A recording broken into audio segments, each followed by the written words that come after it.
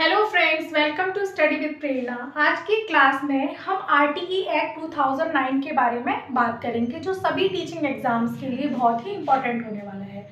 RTE 2009 जिसको हम बोलते हैं राइट टू एजुकेशन, यानी कि शिक्षा का अधिकार, और हम इसको right to children free and compulsory education भी बोलते हैं। ठीक है, right to children free and compulsory education, यानी कि निःशुल्क और अनिवार्य शिक्षा। ठीक, तो सबसे पहले हम जानेंगे कि जो शिक्षा जो है वो संविधान में किस अमेंडमेंट के थ्रू आई थी। ठीक है, किस अमेंडमेंट यानी कि किस संशोधन के थ्रू शिक्षा को संविधान में ऐड किया गया। तो सन 1976 में 42वें संविधान संशोधन के तहत जो था शिक्षा को समवर्ती सूची में रखा गया, यानी कि शिक्षा को संविधान की समवर्ती सूची में किस अमेंडमेंट के थ्रू रखा गया? 42वें संविधान संशोधन के थ्रू। ठीक है, अब ये तो क्या था, शिक्षा संविधान में आई थी, लेकिन शिक्षा को हमारा मौलिक कर्तव्य, एजुकेशन को हमारा फंडामेंटल राइट किस अमेंडमेंट के थ्रू बोला गया? 12 दिसंबर 2002 को 86 अमेंडमेंट, 86वें संविधान संशोधन के तहत क्या था, एजुकेशन को क्या बोला गया?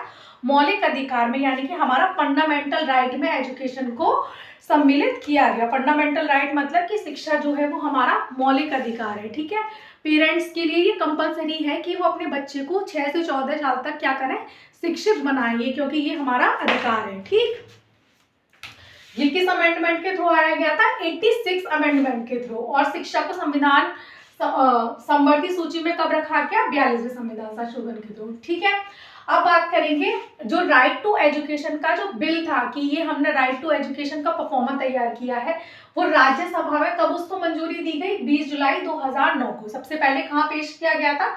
सबसे पहले राज्यसभा में पेश किया गया था 20 जुलाई 2009 को। ठीक है, वहां से राज्यसभा से पास होकर के लोकसभा में कब इसको बिल पास किया गया? 4 अगस्त 2009 को। 4 अगस्त 2009 को लोकसभा में राइट टू एजुकेशन का जो था वो बिल पास किया गया आगे के लिए। और फिर राष्ट्रपति ने कब मंजूरी दी थी? राष्ट्रपति ने 26 अगस्त 2009 को राष्ट्रपति ने जो था राइट टू एजुकेशन को मंजूरी दी। ठीक है, उस समय राष्ट्रपति कौन थी? उस समय राष्ट्रपति थी प्रतिभा पाटिल। कौन थी?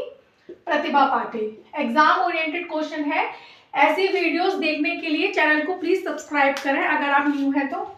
1 अप्रैल 2010 को आरटीई एक्ट जो था वो पूरे इंडिया में जो था इम्प्लीमेंट हुआ। ठीक है, सबसे पहले राज्यसभा में मंजूरी हुई 26 जुलाई 2009 को, फिर लोकसभा में मंजूरी हुई, फिर राष्ट्रपति ने मंजूरी दी। उसके बाद जो था वो मंजूरी के बाद तो लागू ही होगा। इम्प्लीमेंट कब हुआ? 1 अप्रैल 2010 को। इस डेट को जरूर याद रखना है आपको। 1 अप्रैल 2010 को पूरे भारत में लागू हुआ, लेकिन जम्मू और कश्मीर में जो था वो राइट टू एजुकेशन एक्ट जो था वो इम्प्लीमेंट नहीं हुआ। ठीक है, पूरे भारत में था एक्सेप्ट जम्मू और कश्मीर। ठीक, हमारे जो राइट टू एजुकेशन एक्ट है उसमें टोटल जो है 7 अध्याय, 7 चैप्टर और 38 सेक्शन, यानी कि 38 धाराएं हैं। तो हम सारी 38 धाराओं के बारे में तो नहीं पढ़ेंगे, लेकिन जिससे भी एग्जाम में अब तक क्वेश्चन पूछे गए हैं उन सभी धाराओं के बारे में स्टेप बाय स्टेप हम डिस्कस करेंगे। तो सबसे पहले हम धारा 1 की ही बात करेंगे। धारा 1 में क्या बोला गया था? धारा 1 में ये वाली बात लिखी गई थी कि जो आरटीई एक्ट है वो पूरे इंडिया में इम्प्लीमेंट होगा, लेकिन जम्मू और कश्मीर में इम्प्लीमेंट नहीं होगा। ठीक है, दूसरी चीज धारा 1 में क्या कही गई थी कि आरटीई एक्ट का जो प्रारंभिक परिचय था वो धारा 1 में दिया गया। प्रारंभिक परिचय के अलावा और क्या कहा गया कि जो राइट टू एजुकेशन का एक्ट है वो सब जगह इम्प्लीमेंट होता है, लेकिन जो वैदिक स्थल पर जो शिक्षा दी जाती है, धर्म के नाम पे जो शिक्षा दी जाती है, मदरसों में जो शिक्षा दी जाती है, उनके लिए ये एक्ट जो है वो नहीं बनाया गया है। ठीक है, वो विद्यालय के लिए बनाया गया है। ठीक है, फिर उसके बाद हम बात करेंगे धारा 2 की। तो धारा 2 में क्या है? धारा 2 में बताया गया आरटीई एक्ट की परिभाषा को धारा 2 में बताया गया। परिभाषा के अंदर 5 चीजें शामिल की गई। ठीक है, वो 5 चीजें क्या थी? पहली थी समुचित सरकार। समुचित सरकार का मतलब क्या था? समुचित सरकार का मतलब था राज्य सरकार और केंद्र सरकार, यानी कि जो आरटीई एक्ट है वो दोनों ही गवर्नमेंट को क्या करना पड़ेगा? मानना पड़ेगा। स्टेट गवर्नमेंट भी इसको इम्प्लीमेंट करेगी और सेंट्रल गवर्नमेंट भी इसको क्या करेगी? इम्प्लीमेंट करेगी। ठीक है, इसमें हमने वंचित बालकों को रखा। वंचित बालक कौन कौन से होते हैं? वंचित बालक वो होते हैं जिनके अंदर कोई कमी होती है, या तो जो मानसिक तौर से वंचित होते हैं या जो हैंडीकैप्ड होते हैं उनको वंचित बालक बोलते हैं, ठीक है। तो उनके लिए भी आरटीई एक्ट क्या होता है, इम्प्लीमेंट होता है, उनको भी शिक्षा का अधिकार है। अभावग्रस्त बालकों के लिए भी शिक्षा का अधिकार, शिक्षा का आरटीई एक्ट में रखा गया। अभावग्रस्त बालक, अभावग्रस्त बालक कौन से होते हैं, जो अभाव में रहते हैं। अभाव जो फाइनेंशियली तौर पर क्या होते हैं, कमजोर वर्ग के जो बच्चे होते हैं, जो फाइनेंशियली तौर पर मजबूत नहीं होते हैं, उनको अभावग्रस्त बालकों में रखा गया है। शिक्षा जो है वो सभी के लिए है, चाहे वो कमजोर वर्ग का हो, चाहे वो किसी भी वर्ग का हो, किसी भी धर्म जाति, सबके लिए शिक्षा मान्य है।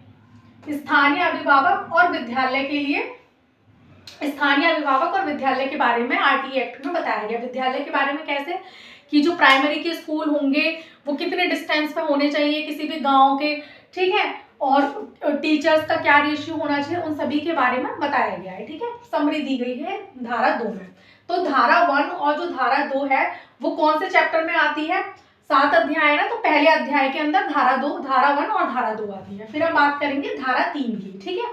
धारा 3 आर्टिकल 21A में कहा गया है कि 6 से 14 वर्ष तक के बालकों के लिए बच्चों को क्या दी जाएगी, शिक्षा अनिवार्य है और निःशुल्क शिक्षा दी जाएगी। 6 से 14 वर्ष के बालकों के लिए निःशुल्क शिक्षा का प्रावधान किसमें है, आर्टिकल 21A में। बेसिकली जो आरटीई एक्ट है वो ये बताता है कि एजुकेशन क्या है, वो कंपलसरी है और 6 से 14 साल तक के बच्चों के लिए क्या है, निःशुल्क है। आगे इसमें 6 से 18 साल तक की भी बात की गई है, वो हम बाद में पढ़ेंगे, ठीक है। तो ये हो गई धारा 1, धारा 2, धारा 3। और धारा 4 क्या बताती है, धारा 4 बताती है कि कुछ जो बालक जिनकी शिक्षा छूट जाती है, छूटे हुई शिक्षा को हम कैसे कवर करेंगे, ब्रिज कोर्स और रिकवरी एजुकेशन के माध्यम से कवर करेंगे। छूटी हुई शिक्षा मतलब कैसे, कि 4 साल तक 4 और 5 साल क्या था, जो बच्चा 4 और 5 साल का था उसने प्रॉपर शिक्षा ली, लेकिन 1 साल उसका किसी वजह से गैप हो गया। तो गैप के बाद उसको उसकी क्लास के अकॉर्डिंग नहीं, कि वो 2nd क्लास में था तो अब हम उसका एडमिशन 2nd क्लास में लेंगे, नो, वो उस बच्चे की जितनी एज होगी उसकी एज के अकॉर्डिंग हम उसके क्लास में एडमिशन लेंगे, और जो बीच का गैप है उसको ब्रिज कोर्स के माध्यम से हम क्या करवाएंगे, कवर करवाएंगे। ब्रिज कोर्स मतलब कैसे, बच्चे के नीड के अकॉर्डिंग, ठीक है, एक्स्ट्रा क्लास या जो भी एक्स्ट्रा चीजें प्रोवाइड करके उसकी जो है एजुकेशन को कंप्लीट करेंगे, ठीक है। ये क्या किस में कही गई है, ये वाली बात धारा 4 में कही गई है, ठीक है। और धारा 5 क्या बताती है, धारा 5 बताती है विद्यालय स्थानांतरण या ट्रांसफर। विद्यालय स्थानांतरण या ट्रांसफर का मतलब क्या है, जैसे कि नॉर्मल हम राज्य स्तर पर अगर हम बात करें, स्टेट गवर्नमेंट के स्कूल की हम बात करें, कि एक गांव का बच्चा है, ठीक है, वो उसके पास के स्कूल में पढ़ रहा है, लेकिन अब वो क्या है, वो दूसरे गांव में रह रहा है, तो वो दूसरे स्कूल में जाएगा, वहीं के पास के स्कूल में जाएगा, गवर्नमेंट स्कूल में। तो उसको क्या हुआ, वो जिस क्लास में था उसकी एज के अकॉर्डिंग ही उसको एडमिशन दिया जाएगा, ठीक है। ट्रांसफर ऐसा नहीं है कि एक स्कूल छोड़ दिया तो उसका दूसरा एडमिशन नहीं होगा। और मेन ये किस चीज के लिए लागू होती है, जैसे कि जो सेंट्रल गवर्नमेंट के स्कूल्स होते हैं, केवीज होते हैं, ठीक है, तो उनमें क्या है, कभी भी पेरेंट्स का बीच में ट्रांसफर हो जाता है, तो ट्रांसफर उसमें हमारे आरटीई एक्ट के अंदर ये चीज दी गई है कि मिड सेशन में अगर किसी के बच्चे के पेरेंट्स का ट्रांसफर हो जाता है तो उसको वहीं, वो जिस भी जगह ट्रांसफर होकर के जाएगा उसी के मतलब उसी केवी में या उसी स्कूल में उसी क्लास में उसको क्या दिया जाए, एडमिशन दिया जाए। यानी कि विद्यालय ट्रांसफर का भी प्रावधान किस में दिया गया है, धारा 5 में दिया गया है, ठीक है। तो धारा 1 और धारा 2 किस में आती है, अध्याय 1 में आती है। 3, 4 और 5 किस में आती है, अध्याय 2 में आती है।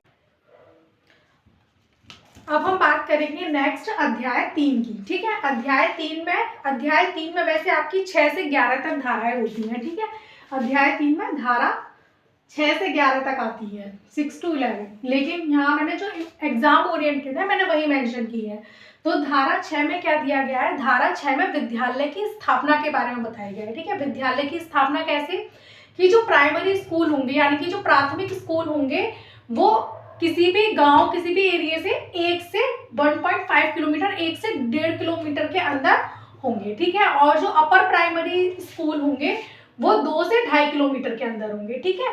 और धारा 7 में बोला गया है कि केंद्र और राज्य का वित्तीय अनुपात बताया गया है, यानी कि सेंट्रल गवर्नमेंट और स्टेट गवर्नमेंट की साइड से जो पैसा आता है उसके बारे में बताया गया है, ठीक है। तो शिक्षा पर जो सेंट्रल गवर्नमेंट की साइड से जो है वो 60% इन्वेस्ट होगा और स्टेट गवर्नमेंट की साइड से जो है वो 40% इन्वेस्ट होगा, ठीक है।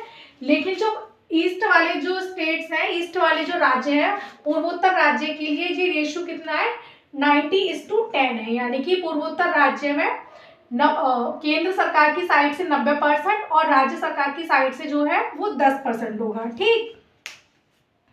अब जो केंद्र सरकार की साइड से जो पूर्वोत्तर राज्य जो है कितने इसमें शामिल है, पूर्वोत्तर राज्य में 7 पूर्वोत्तर राज्य शामिल है, ठीक है। मेघालय, असम, त्रिपुरा, मिजोरम और अरुणाचल प्रदेश, नागालैंड, मणिपुर, ठीक है। ये जो है वो 7 आपके पूर्वोत्तर राज्य हैं, ठीक। नेक्स्ट है आपकी धारा 8। धारा 8 में जो है समुचित सरकार के अधिकार और कर्तव्य के बारे में बात की गई है, यानी कि एजुकेशन के लिए जो सरकार के जितने भी क्या है अधिकार हैं और क्या क्या कर्तव्य हैं, ये किस में बताए गए हैं, धारा 8 में बताए गए हैं।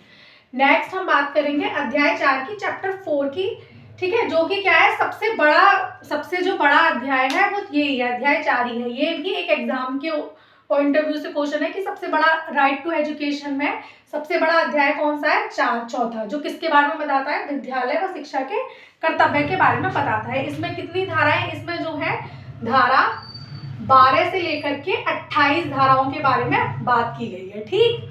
तो पहले हम बात करेंगे धारा 12 की। इसमें जो है मोस्टली सभी इंपॉर्टेंट है, सबसे ही एग्जाम में क्वेश्चंस पुट अप हुए हैं। धारा 12 में क्या किस चीज के बारे में बात की गई है, धारा 12 में बताया गया है कि जो 25% सीटें होती हैं वो रिजर्व होती हैं, ठीक है। हर स्कूल में 25% सीटें उन बच्चों के लिए रिजर्व होगी जो कैसे होंगे, फाइनेंशियली वीक होंगे, ठीक। फाइनेंशियली वीक से मतलब क्या है, जिनके पेरेंट्स की जो एनुअल इनकम होगी वो 2 लाख से कम होगी, उन लोगों के लिए 25% सीटें हर स्कूल में रिजर्व होती हैं, ठीक है। चाहे कॉन्वेंट स्कूल हो, कोई भी स्कूल हो, सब में कुछ सीटें 25% रिजर्व रहती हैं, ठीक है। धारा 13 के अकॉर्डिंग क्या है, जब भी बच्चे का एडमिशन होगा तो उसके लिए कोई भी एडमिशन फी जो है वो चार्ज नहीं की जाएगी, नो एडमिशन फी। धारा 14 आपको बताती है कि no document required. No document required किस चीज के लिए कहा गया है, जब एडमिशन के टाइम के लिए उसका एडमिशन किसी भी डॉक्यूमेंट की वजह से क्या है, नहीं रुकेगा, ठीक है। धारा 15 आपको बताती है एडमिशन की लास्ट डेट जो है वो 30 सितंबर तक रखी गई है, लेकिन अगर मिड सेशन में भी क्या है किसी बच्चे का एडमिशन आएगा तो उसको हम मना नहीं करेंगे, ठीक है। होल ईयर भी एडमिशन आप ले सकते हैं। धारा 16 क्या बताती है, फेल नॉट अलाउड। धारा 16 के अंदर हम क्या कर 6 से 14 साल तक के बच्चों को हम फेल नहीं कर सकते हैं, ठीक। लेकिन राज्य सरकार अगर अपने अकॉर्डिंग चाहे तो वो कर सकता है, लेकिन धारा 16 में ये प्रावधान है कि फेल करना जो है वो अलाउड नहीं है, लेकिन राज्य सरकार के लिए छूट भी दी गई है उसमें। और धारा 17 क्या बताती है कि बच्चे को किसी भी प्रकार का फिजिकल और मेंटल हैरेस करना जो है वो वैलिड नहीं होगा। बच्चे को हम किसी भी तरीके का शारीरिक और मानसिक तौर पर उसका शोषण नहीं कर सकते, किसी भी तरीके का टॉर्चर या फिजिकली बीट करना जो है वो अलाउड नहीं है धारा 17 के अकॉर्डिंग, ठीक है। नेक्स्ट अब हम बात करें नेक्स्ट धारा 18। धारा 18 क्या बताती है, सरकार के मानदंड पूरा होने पर स्कूल वैलिड। जितनी भी स्कूल की जो है वो शर्तें होती हैं कि इतने वॉशरूम होने चाहिए, इस तरीके की व्यवस्था होना चाहिए, वो सभी मानदंड क्या है पूरे होंगे तभी वो स्कूल कैसा होगा, वो मान्य माना जाएगा। और धारा 18 में ये बोला गया और धारा 19 में ही सेम बात बोली गई है कि अगर जो है स्कूल सरकार के मानदंडों पे पूरा नहीं उतरता है तो उसका जो एफिलिएशन जो है वो रद्द हो जाएगा, ठीक। मान्यता रद्द करने का अधिकार भी जो है वो सरकार कर सकती है। धारा 20 क्या बताता है, सरकार मानदंड चेंज कर सकती है। सरकार जो है वो अपने अकॉर्डिंग कुछ और चीज अगर उसमें ऐड करना चाहती है तो वो कर सकती है, कुछ चीज रिड्यूस करना चाहती है तो वो भी कर सकती है, ठीक है। सरकार अपने अकॉर्डिंग जो है जो भी उसके मानदंड है वो क्या कर सकती है, चेंज कर सकती है। धारा 21 किसके बारे में बताता है, एसएमसी के बारे में बताता है, ठीक है। एसएमसी क्या होता है, विद्यालय प्रबंध समिति, ठीक। विद्यालय प्रबंध समिति के अंदर क्या आता है, प्रधानाचार्य, शिक्षक और बच्चों के पेरेंट्स, ठीक है। प्रबंध समिति में किसको शामिल करता है, अभिभावकों को भी शामिल किया गया है, ठीक है। अभिभावक भी आते हैं, ठीक।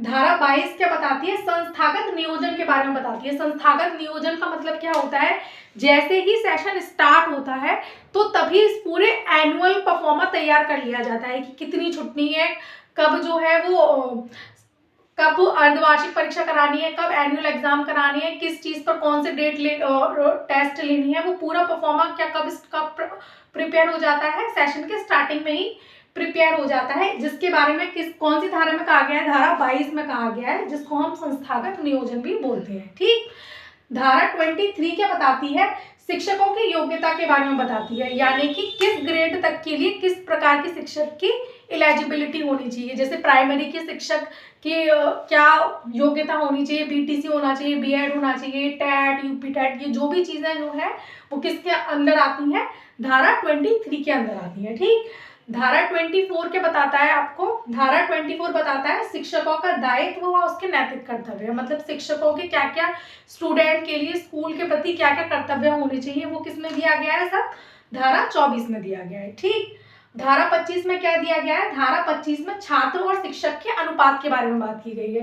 फ्रेंड्स, मैंने हर चीज स्टेप बाय स्टेप बिल्कुल एग्जाम ओरिएंटेड तरीके से लिखी है। अगर आपको ये तरीका, मेरा तरीका, वीडियो अच्छी लगी हो तो सब्सक्राइब करना ना भूलना। धारा 25 क्या है, धारा 25 स्टूडेंट और टीचर के रेशियो के बारे में बताती है। जो प्राइमरी स्कूल्स होते हैं उनमें कितना रेशियो है टीचर और स्टूडेंट का, 30:1, यानी कि 30 बच्चों पर एक टीचर चाहिए। ठीक है, और प्राइमरी स्कूल्स में टीचर के जो वर्किंग डेज होते हैं वो कितने रखे गए हैं, 200 वर्किंग डे, और वर्किंग आवर कितने हैं, 800 वर्किंग आवर। 200 वर्किंग डे ये साल के हैं, 365 में से 200 वर्किंग डे। ठीक, और वर्किंग आवर 800 जो घंटे हैं, ये किस 800 घंटे कैसे हैं,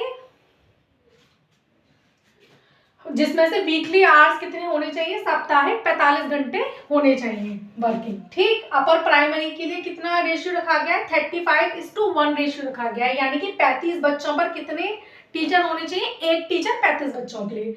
और अपर प्राइमरी के लिए, अपर प्राइमरी होता है, प्राइमरी होता है 1st to 5th और अपर प्राइमरी होता है 6th to 8th। ठीक है, अपर प्राइमरी के लिए वर्किंग डे कितने हैं, 220, और वर्किंग आवर कितनी है, 1000 वर्किंग आवर। इस वर्किंग आवर में प्रिपेयरिंग जो टाइम होता है, जिसमें टीचर क्या करते हैं, बच्चों के लिए जो भी बच्चों के एब्सेंट में भी जो चीजें तैयार करते हैं उसको भी काउंट किया गया है। ठीक, तो ये हमने पढ़ा आज RTE act, right to education 2009 full detail से। आई होप ये वीडियो आपके लिए हेल्पफुल रहेगी। Like, share and subscribe. और इस लेक्चर की पूरी पीडीएफ मैं अपने टेलीग्राम चैनल पे अपलोड करूंगी। डिस्क्रिप्शन में जो है वो टेलीग्राम का लिंक मैंने मेंशन किया है। Thank you for watching.